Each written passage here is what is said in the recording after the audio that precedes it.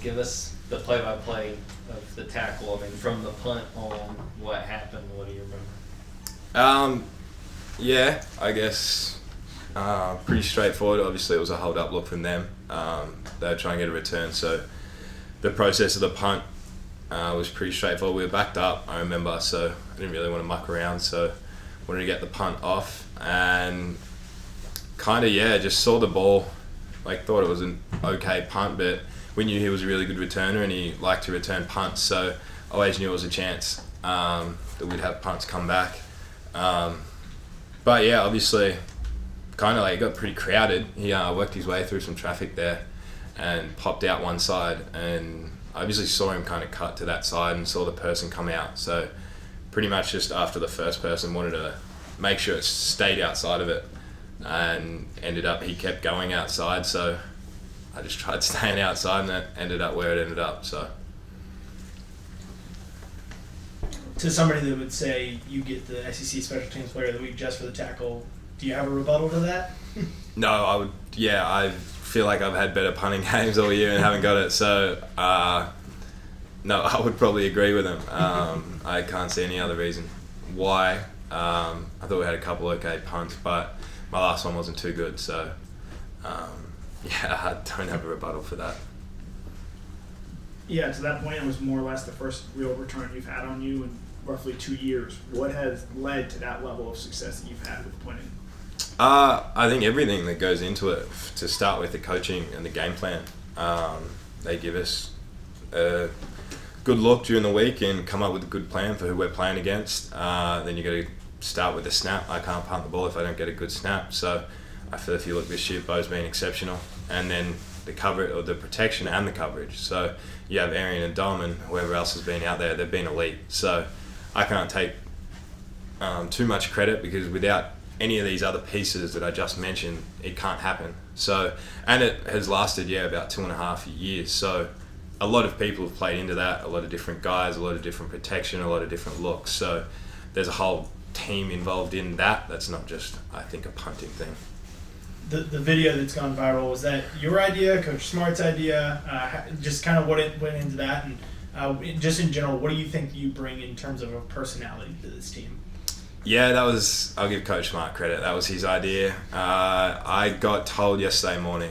And at first I thought, this could come back and bite me in the arse if stuff doesn't go our way in the future. But I figured, why not? The idea was to hopefully get a good laugh and get the team going. And as far as myself, hopefully I just bring a pretty light-hearted, easygoing personality, not too serious. So I think the boys find it funny, whether it's just funny the way I say stuff or funny what I say. They get a good laugh sometimes, so I think hopefully it worked. The boys definitely got a good laugh out of the video, but Coach Smart can have that one. Just to follow up on that, what kind of reception have you gotten from your teammates about the message you shared and how it all went? Yeah, no, they enjoyed it. They said it was pretty funny, obviously.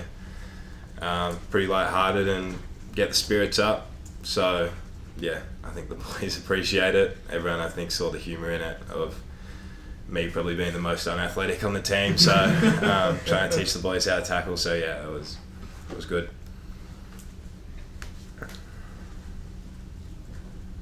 Brett, I've seen that you've been considered one of the top punters as far as the Ray Guy Award as we go through this season. What does that mean to you to be considered one of the nation's top punters? Yeah, it's good. Obviously, there's a level that we want to be at. Individually, you want to be as good as you possibly can. But as far as I look around the league and see the guys that I personally rate super high, so Jeremy Crawshaw, James Burner, Oscar Chapman, those sort of guys, that's what I push to hopefully be up to their level. They've been here a bit longer than me, so I'm just trying to follow on from them and try and be at that level. So to be considered that is definitely good. But obviously we still have some more games left. We had a return on the weekend, so again, just improving and making sure I'm still getting better, not just being content with being considered that and leaving it there. And then there's some questions about eligibility come through Pro Kick, and can you clarify that, or do you plan to go through senior day? Do you have eligibility after this year? What's the clarity there? Yeah, I haven't talked about senior day yet. I do still have 1 year of eligibility left. That's not something I've really thought about. I know I have it there, but right now just focusing on finishing out the year and this week and this game. So yes, I haven't even thought about senior day either. I don't really know what goes into that. Whether or not they just walk us out there and see, but nah. Yeah, 1 more year. Where does that tackle rank for you in your moments at Georgia? Probably last. Why is it last? Yeah, because we had a punt return. So I wouldn't say it's a weird thing to kind of celebrate. I think the video comes out and we look at it lighthearted, but obviously it's not a good thing. So I do feel iffy about getting around it and stuff like that. Obviously the touchdown 2.5 years ago definitely probably goes below that. But yeah, no, it's been our second biggest return since I've been here. So not quite something I'm happy about, but I probably owed the boys for 2.5 years of work. So I was glad I could help out just once. Anybody else have another for Brett? All Who's spending Brett, thank you, Thanksgiving? sir. I don't know. The fam's in town right now, so we've got to work that out. Whether or not we cook Australian food, who knows? Appreciate it, Brett.